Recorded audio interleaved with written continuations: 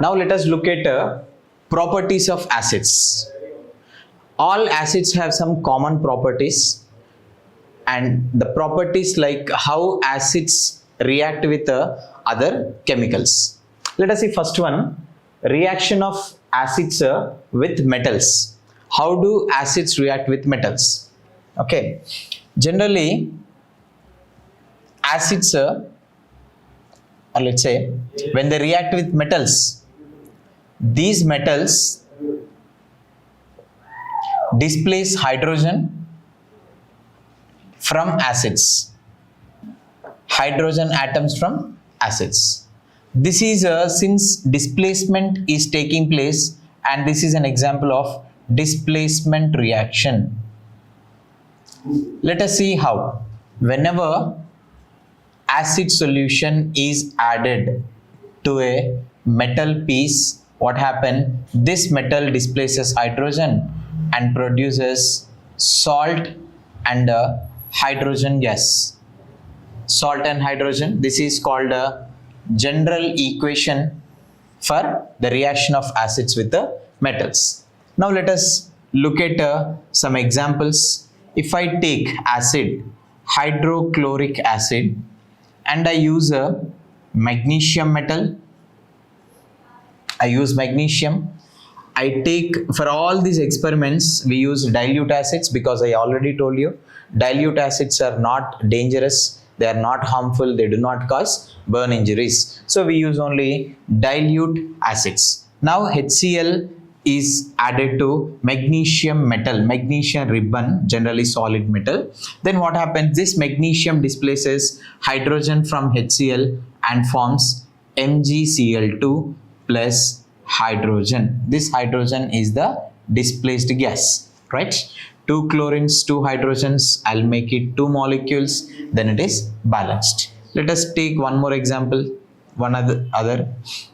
If HCl gas is taken to zinc granules, then zinc displaces hydrogen and form zinc chloride, right? Hydrogen is displaced out.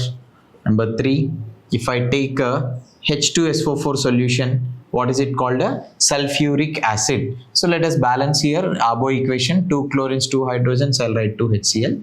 H2SO4, when reacts with the magnesium, it produces MgSO4, magnesium sulfate, and hydrogen gas. We know, I think you learned writing a formula of the different salts using crisscross method. Magnesium sulfate, Mg plus 2 SO4 minus 2, MgSO4 plus H2O. Next, if this same H2SO4 solution, let us make it with another metal, aluminium. Let's take aluminium, combines with this, produces aluminium sulfate, Al2SO4 taken thrice, aluminium sulfate, and hydrogen gas is produced. This arrow mark, upward arrow, represents the gas, hydrogen. The product is a gas. Now you just think, if I take a dilute HCl added to copper turnings,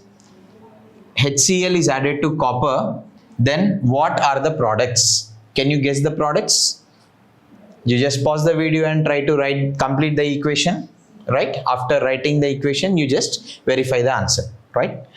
Dilute acid is added to copper. What happens? No reaction takes place. Why, sir? Why no reaction takes place? It forms copper chloride and H2 is possible, like this, CuCl2 plus H2. Is it possible or not? So this is not possible. Why it is not possible? Because we understand copper need to displace hydrogen from HCl in order to form CuCl2. But is this possible? Copper displacing hydrogen is not possible from dilute acids. It is not possible. Why? Because hydrogen atom is more reactive, hydrogen element is more reactive than copper. So copper being less reactive cannot displace a more reactive hydrogen. But in earlier examples, you see magnesium is more reactive than hydrogen, zinc is more reactive than hydrogen, right? So aluminum is more reactive than hydrogen, so they can displace hydrogen from acid solutions and combines with a non-metal and form a salt. Okay, but such displacement is not possible with copper and hydrogen because copper is less reactive, hydrogen is more reactive than copper. So how do we understand, how do we identify which element is more reactive than hydrogen, which element is less reactive than hydrogen? So I will give you a trick to remember reactivity, like a reactivity series of metals. Okay, there is a trick. What is the trick? Let's say you have to remember this sentence: please stop calling me a careless zebra. Instead, try learning how copper saves gold. So you can remember this. This is a easy statement. Please stop calling me a careless zebra.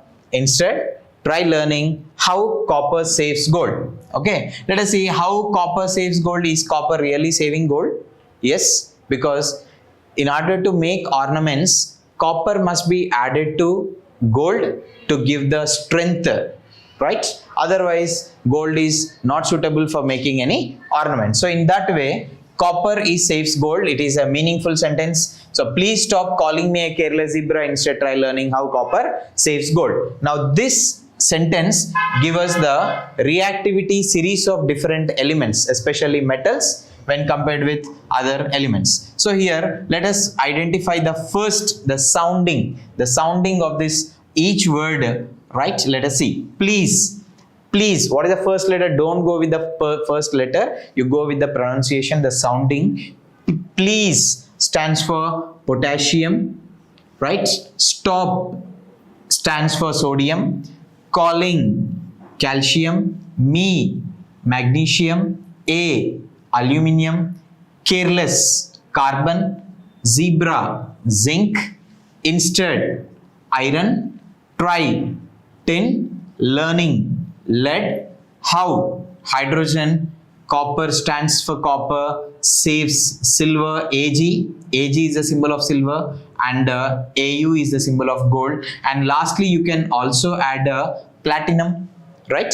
This is an order. What order? This is the decreasing order of reactivity of different metals. So this series is also called reactivity series of metals. What is it called? It's a reactivity series of metals. So this reactivity series is useful to you in 3 chapters. First one is chemical equations, right? When you understand different types of chemical equations, there was a type called chemical displacement reactions. In chemical displacement reactions, what is it? A more reactive metal can displace a less reactive metal, but a less reactive metal cannot displace a more reactive metal. Okay, that is so that you understand which metal is more reactive, which metal is less reactive from this reactivity series. And secondly, in acids, bases and salts, reaction of acids with metals, you can use it. Now let us verify this first example. Magnesium react with hydrogen. You can see here, please stop calling me. Magnesium is coming here. Aluminium, like a careless zebra, instead try learning how. Hydrogen is here. So magnesium comes first, then hydrogen comes next. So the in series, which comes first is more reactive. Since magnesium comes first, it is more reactive than hydrogen, and according to the displacement rule, magnesium can displace hydrogen. Second example, we took zinc. Zinc is here, zebra, right? Hydrogen is here. So zinc comes first, more reactive, and it can displace hydrogen. And next example, for aluminium and hydrogen, you see, a careless zebra, instead try learning how. See, aluminium is coming here, hydrogen is coming here. Hydrogen is more aluminium is more reactive than hydrogen, so aluminium can displace hydrogen. But in the last case, you see, when copper reacts with dilute HCl acid, copper and hydrogen, if you can see, Copper, how copper, see copper, hydrogen comes first, then copper comes. So copper is less reactive than hydrogen, hydrogen is more reactive. So a less reactive copper cannot displace more reactive hydrogen. As a result, we can say no reaction. This is a, what is it? How acids react with metals. Generally, acids react with active metals. I'm using a word here, active metals. Why I'm calling active metals? Because the metals which are more reactive than hydrogen are generally called active metals, and that active metals when react with acid solutions, hydrogen is displaced and the salt solution is obtained. Okay, now one more thing. In all these examples, a gas is released. What is that gas? Hydrogen gas is released. But how can we confirm that the released gas is hydrogen? Because hydrogen is not a colorless gas, not a colorful gas, right? And it's not, it doesn't have any characteristic smell, characteristic taste. It is almost colorless. So we cannot identify the gas because it is also similar like oxygen, carbon dioxide and other gases, right? Identification is difficult. So how can we identify that the released gas is hydrogen? To identify this released gas, we have an activity, and let us discuss the activity now to understand the released gas when acids react with metals. The released gas is hydrogen. Okay. Now let us perform an activity to understand how acids react with metals and how can we identify the released gas during the reaction. Okay. Now for this, there is a aim of an activity. This is called our aim of the activity to understand the reaction of acids with the metals, and also the second aim is to verify the gas produced in this activity, right? For that, second, let's see, required materials for conducting this activity. There is a stand, it's called retort stand. We need what is this stand? This is a test tube. We need a Thurston funnel. We need a delivery tube. This is a beaker containing soap water, and a matchstick is needed, right? And these are the apparatus required for this activity. And second thing is what chemicals are required. We need a sample of active metal and also an acid solution. In this case, let me use a dilute HCl as an acid solution, and a sample of active metal. We can use a zinc granules here in this activity. We can replace the acid and also the metal sample of metal to repeat this activity in every time to identify the gas released, right? These are the required materials. These required materials are categorized into two. First one is apparatus. Second, B is chemicals needed for this activity. These are the, what is our aim? We have two aims. One is to understand the reaction between acid solutions and metal. Second one is to identify the gas. Then required materials, we have apparatus and chemicals. Like this apparatus, chemicals are acid solution and a metal. Third, let's see procedure to conduct this experiment. So we have to fix all the apparatus as shown in the picture. We have to fix a test tube to the stand, right? And mouth of the test tube is closed with, okay, initially before closing, we take a sample of metal into the test tube and close the mouth of the test tube with a 2-hole rubber cork. Now insert Thurston funnel through one of the holes of the rubber cork and through another hole, what is it, a delivery tube, right? Now one end of the delivery tube inserted into the test tube through one hole rubber cork, and another end of the delivery tube is placed in the beaker containing soap water, right? And now there is one important care must be taken here. One precaution is to be taken, that is, you see here the length of this Thurston funnel and delivery tube are not equal inside the test tube. Why they are unequal and what levels they have to be taken, I'll tell you, right? And now already a metal sample is taken in a test tube, and we need to identify reaction of acids with metal, so they have to add it with each other. To add acid, I'm using this Thurstall funnel. So through this Thurstall funnel, I add some dilute acid, let's say dilute HCl, through this Thurstall funnel into the test tube. And whenever you add, you see another end of the Thurstall funnel must be inside the level of the acid solution, whereas delivery tube, the end of the delivery tube must be above the level. These are the two precautions to be taken. What are they? Precautions to be taken, right? Why, sir? Because whenever acid is added to metal sample, we observe. Next point, observation. Whenever you write this answer in examinations, you write following all the side headings: aim of the experiment, required materials, procedure, precautions, observations, like this. Okay, the representation will be very neat and stepwise gives you a good score in exams. Okay, now what observations we see when a metal is added to acid solution is added to a metal? Immediately we see gas is released, evolution of a gas is seen.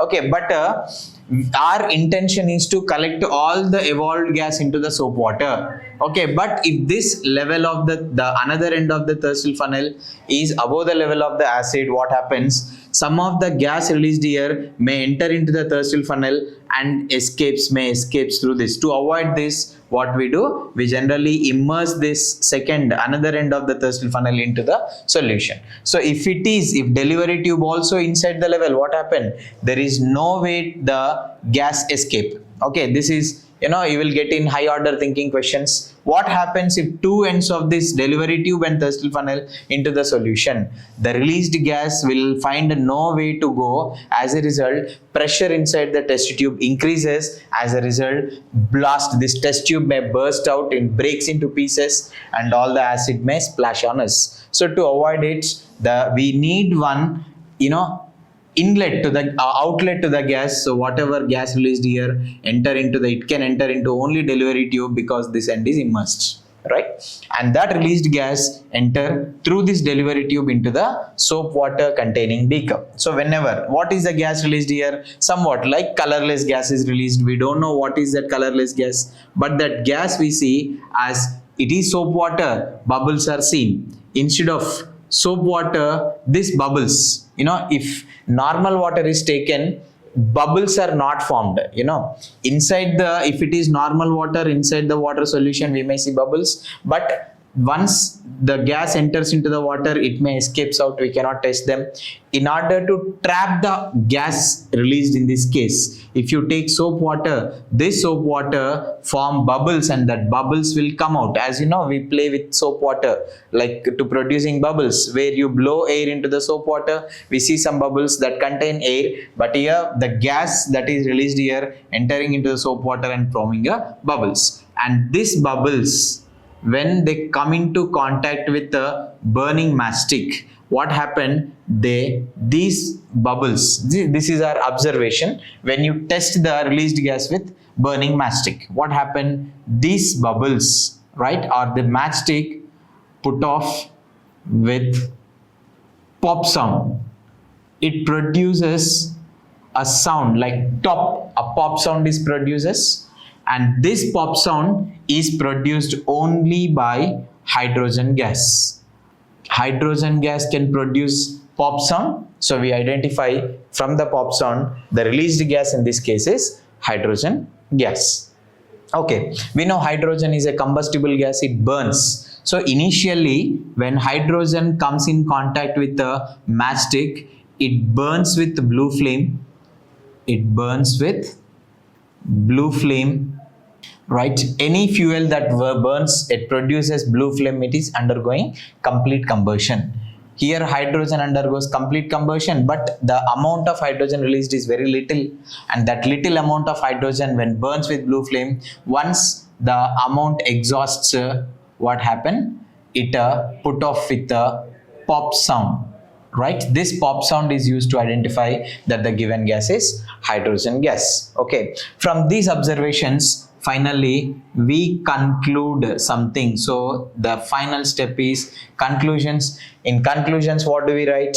Whenever we add a acid solution to a metal, it produces a salt solution and a gas called hydrogen. This we identified by this burning matchstick. Now what is left here in this test tube after completing the sample, reacting completely, the resultant solution is a salt solution. What is the salt solution also I'll explain here. Let's see, this is a general equation. Acid is reacted with metal producing salt. Salt solution is remaining here and released gas is hydrogen gas. It's a general equation. And for this specific reaction, what are the reactants and products? Let's see. What are the reacting substances here? Acid, I used dilute hydrochloric acid to with some zinc granules are added. This is a solution, so I write aqua solid. Zinc is a solid, and as a result it produces hydrogen gas. So hydrogen gas is displaced out, hydrogen is taken, so the zinc displaces hydrogen and combines with chlorine. Zinc valency 2, chlorine valency 1, so I write the salt formula ZnCl2, zinc chloride. Now it is not balanced, 2 hydrogens 2 chlorines, I'll write 2 HCl here in order to balance this equation, and hydrogen released is a gas and zinc chloride forms a solution. We can, this is a conclusion, right? Whenever acid reacts with metal, produces salt and a hydrogen gas. Now this experiment is repeated by replacing the acid solution and a sample of the active metal. We can do the same activity with the magnesium or aluminum, iron, etc. Metals can be taken, right, to identify reaction of acid. So instead of H2HCl, you can take H2SO4 also we can take. But we take dilute HCl, H2SO4 solution here, and when these acids react with all these active metals, produces salt and hydrogen. Okay, and you do remember, whenever you write this activity diagram, a neat label diagram is very important, and also we should write the answer in terms of these side headings: aim of the experiment, required materials, procedure, precautions, observation, and conclusion. With a neat and labeled diagram fetches you a very decent, very good score, and you cannot lose any marks for this kind of questions. Now on the topic reaction of acids with metals, one high order thinking question, right? The general equation for the reaction is acid reacts with metal, produces salt and hydrogen gas. But in all the examples we used, we use only HCl acid, hydrochloric acid and sulfuric acid. I did not write HNO3, and it is always I always suggest don't write HNO3 in exams, because HNO3 behaves differently that of HCl and H2SO4. Why? Can HNO3, what is the name of HNO3? It's called nitric acid. This nitric acid, can it produce hydrogen on reacting with acid solutions? Is it true? Yes or no? The answer is no. No. Nitric acid cannot produce hydrogen gas on reacting with acids. Why, sir? What is the reason? The reason, let us write. Reason, HNO3 is a very good oxidant. Oxidizing agent is also called oxidant. So what it does, it oxidizes H2 to H2O and reduce itself from HNO3 to N2O, nitrous oxide. As a result, we cannot see hydrogen. We expect this reaction actually. Let me take example.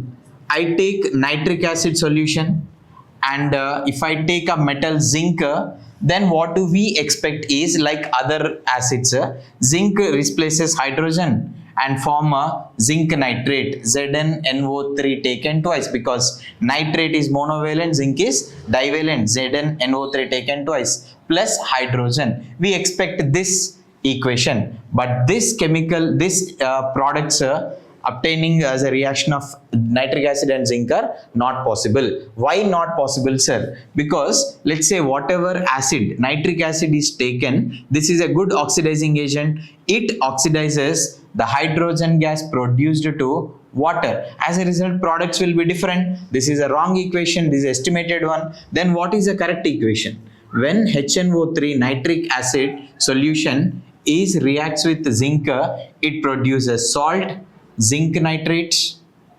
solution plus hydrogen is oxidizes to water, H2O, and what by HNO3 because it is an oxidant. We learnt in earlier classes, oxidant reduces itself. So this is being an oxidant, oxidizing agent, HNO3, it reduces to its oxides, nitrogen oxides. In this context, the nitrogen oxide produced is N2O, which is called nitrous oxide. What is it called? Nitrous oxide. It is commonly called laughing gas. Laughing gas. Now let us see. These are the products, right? Nitric acid is reduced to NO2 and H2 actually supposed to produce, that is oxidized to H2O. Let us balance this. If for balancing this, if I take 10 molecules of HNO3, right, then 4 molecules of zinc nitrate, 4 atoms of zinc here, okay, 2 nitrogens here, 2 4s are 8 and here 2. 10. Then hydrogens, if I write 10 hydrogens, here we have only 2, I write 5 H2O. Then this is a balanced chemical equation, and it is one of the very important high order thinking questions which you expect in your board exams, right? Nitric acid being a good oxidizing agent, it oxidizes hydrogen into water and reduce itself to produce one of its nitrogen oxides. This is one question. So nitric acid. Then another question, does nitric acid produce water with all metals? No. Nitric acid with magnesium and manganese. Manganese, it produces hydrogen gas. Okay, when dilute HNO3 reacts with this magnesium and manganese, it produces hydrogen, whereas other metals it behaves this way and not producing hydrogen gas. Instead of hydrogen gas, it produces laughing gas in most of the instances. This is one of the questions you may get. And there is another question. For example, based on this topic, I write here, I take some acid solution, any acid solution, let's say dilute H2SO4 solution, and to this if I add a strip of magnesium metal, a magnesium metal is added. You see the magnesium floats. First initially it sinks in the solution, acid solution, but gradually what happens, this magnesium metal floats on the surface, okay, of the acid solution.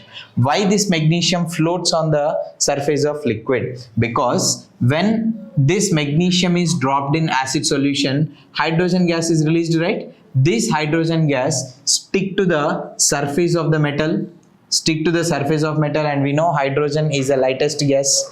When it is stick to the surface of metal, it lifts up the metal and that metal piece finally floats on the surface. And one more reason is magnesium being a very light metal, it is not possible with zinc. Zinc is it has high density, it's a heavy metal, whereas magnesium is a light metal. So magnesium, whatever you see like this is a magnesium strip which is stick with all hydrogen bubbles. These hydrogen bubbles lift up the metal to the surface. As a result, we can see this metal piece on the surface is floating on the surface. It is only possible with magnesium or aluminium, because this magnesium and aluminium both are the light metals. These are the few application type questions which you may expect on this property where acid solutions react with the metals. Okay, I hope you understand this topic, and for more clear topics in chemistry, do watch this channel, subscribe the channel, right? Thank you for watching.